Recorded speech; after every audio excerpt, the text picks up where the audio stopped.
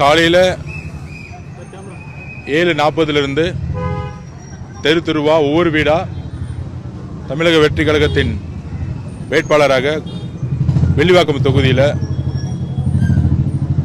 தெரு தெருவாக வீடு வீடாக ஒவ்வொரு வீட்டில் இருக்கக்கூடிய அம்மாக்கள், அக்காக்கள், தங்கைகள், அண்ணன்கள், அப்பாக்கள்,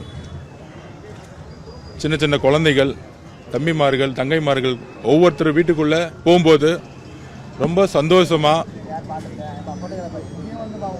எங்களை வரவேற்று கண்டிப்பாக எங்களோட தலைவர் விஜய் அண்ணன் வரணும், நீங்கள் இங்கே நிற்கிறது எங்களுக்கு ரொம்ப சந்தோஷம், 10-15 வருஷமாக எந்த மாற்றமும் வரல, நாங்கள் வந்து பதிவு பண்ணோம், வாய்ப்பு கொடுங்க, நல்லது செய்வோம். என்னோட வீடை வந்து இங்கே ஷூட் பண்ணியிருக்கிறேன். வில்லிவாக்கம் தொகுதி கடந்த 1 வருடங்களாகவே களப்பணியில் என்னென்ன பிரச்சனைகள் அப்படின்னு தெரிஞ்சுக்கிட்டு தான் இங்கே வந்தோம். பக்கத்தில் தான் பெரம்பூர் தொகுதி இருக்குது, தலைவர் நிற்கிறாரு, மிகப்பெரிய ஆதரவு இருக்குது. சென்னை முழுவதும் மிகப்பெரிய ஆதரவு அலை எங்களுக்கு இருக்குது. சென்னை முழுவதும் மட்டுமல்ல, தமிழ்நாடு முழுவதும் ஒவ்வொரு மாவட்டங்களிலும் ஒவ்வொரு தொகுதியிலும் மிகப்பெரிய ஆதரவை எங்கள் தலைவர் வேட்பாளர்களை யாரெல்லாம் அறிவித்தாரோ அவங்களுக்கு மிகப்பெரிய வரவேற்பு கொடுத்துக்கிட்டு இருக்காங்க. ஆனால் திமுகவுடைய ஊடகங்களோ பத்திரிகைகளோ அதை வந்து எந்த அளவுக்கு வந்து மறைக்க முடியுமோ அந்த அளவுக்கு மறைக்கிறாங்க. ஆனால் கிரவுண்டில் மிகப்பெரிய ஒரு அலை உருவாகிட்டு இருக்கு. அதை வந்து நேற்று நீங்கள் கொளத்தூர் தொகுதியிலே பார்த்துருப்பீங்க. பெரம்பூர்லேருந்து நாமினேஷன் முடிச்சுட்டு ஜஸ்ட்டு கொளத்தூரில் பிரச்சாரத்துக்கு வந்து போகும்பொழுது ஒட்டுமொத்த மக்கள் கூட்டமும் எல்லா சாலைகளும் நின்னாங்க. மிகப்பெரிய ஆதரவு அலை வந்து உருவாச்சு. இளைஞர்கள், பெண்கள் எல்லோரும் ஓடி வந்தாங்க தலைவரை பார்க்கறதுக்கு.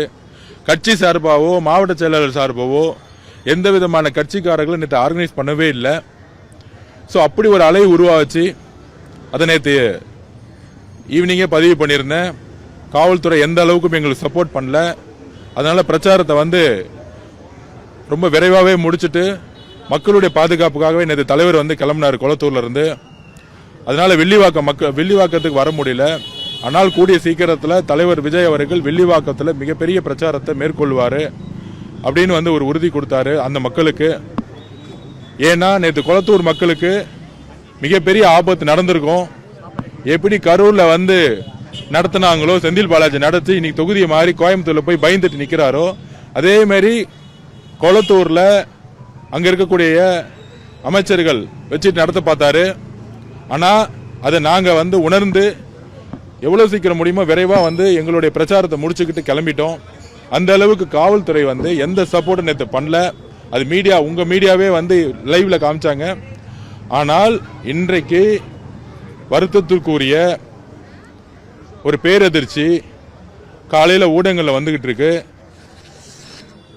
எங்க தலைவர் மேலேயே எஃப்ஐஆர் ஃபைல் பண்ணியிருக்கிறாங்க. எங்க தலைவர் என்ன தப்பு செய்தார்? மாண்புமிகு முன்னாள் முதலமைச்சர் திமுக தலைவர் மு.க. ஸ்டாலின் அவர்களே, இன்னைக்கும் பல்வேறு இடத்துல தேர்தல் அலுவலர்களா திமுக காரங்களை தான் அப்பாயின்மெண்ட் பண்ணியிருக்காங்க. காவல்துறை அதே காவல்துறை தான் இருக்கிறாங்க. இன்னைக்கும் மு.க. ஸ்டாலின் சார் பேச்சை கேட்டுக்கிட்டு தான் இந்த காவல்துறை செயல்படுது. அவர் என்ன தப்பு பண்ணாரு? மாண்புமிகு மு.க. ஸ்டாலின் சார் அவர்களே, உங்ககிட்ட 26 கட்சி கூட்டணி இருக்கு, பணபலம் இருக்கு, 75 வருஷ கட்சிங்கிறீங்க, மிகப்பெரிய அடித்தளம் இருக்குங்கிறீங்க, கட்டமைப்பு இருக்குங்கிறீங்க. நாங்க என்ன தப்பு செஞ்சோம்? இதுதான் நாங்க மக்கள்கிட்ட கொண்டு போறோம். நாங்க என்ன தப்பு செஞ்சோம்? எம்ஜிஆர் முடக்கணும்னு நினைச்சீங்க, அம்மா ஜெயலலிதா அம்மா முடக்கணும்னு நினைச்சீங்க. ஆனா அதுக்கப்புறம் உங்களை எதிர்க்கிறதுக்கு யாருமே இல்லைங்கிற ஒரு மமதையில நீங்க தேர்தலில் வெற்றி பெற்றுட்டு இருந்தீங்க. தேர்தலில் வெற்றி பெற்று உங்க குடும்ப ஆட்சி மூலியமா உங்க மருமகனுக்கும், உங்க மருமக சபரீஷனுக்கும், உங்க மகன் உதயநிதிக்கும் இந்த ஆட்சியை தாரவாத்து ஊழல் பண்ணி ஒட்டுமொத்த சொத்தையும் உங்க குடும்பத்துக்கு மட்டுமே நீங்க கொடுத்தீங்க. அதை நாங்க உறுதியா மக்கள்கிட்ட கொண்டு போய் சேர்க்கிறோம். எங்களுடைய பிரச்சாரத்து மூலமா சேர்க்கிறோம். உங்களுடைய அமைச்சர் நேரு அவர்கிட்ட எத்தனை கோடி ரூபாய் ஊழல் பண்ணாங்கிறது ஈடி என்ன சொன்னுச்சு? சேகர் பாபு மேல என்ன ஊழல் குற்றச்சாட்டு இருக்கு? இந்த செந்தில் பாலாஜி மேல என்ன ஊழல் குற்றச்சாட்டு இருக்கு? அந்த ஊழல்லாம் சேர்ந்து அந்த பணம் எல்லாம் உங்க குடும்பத்துக்கு வந்துச்சுங்கிறத மக்களுக்கு தெரியும். அதை நாங்க பிரச்சாரம் மூலயமா நாங்க சொல்றோம். நாங்க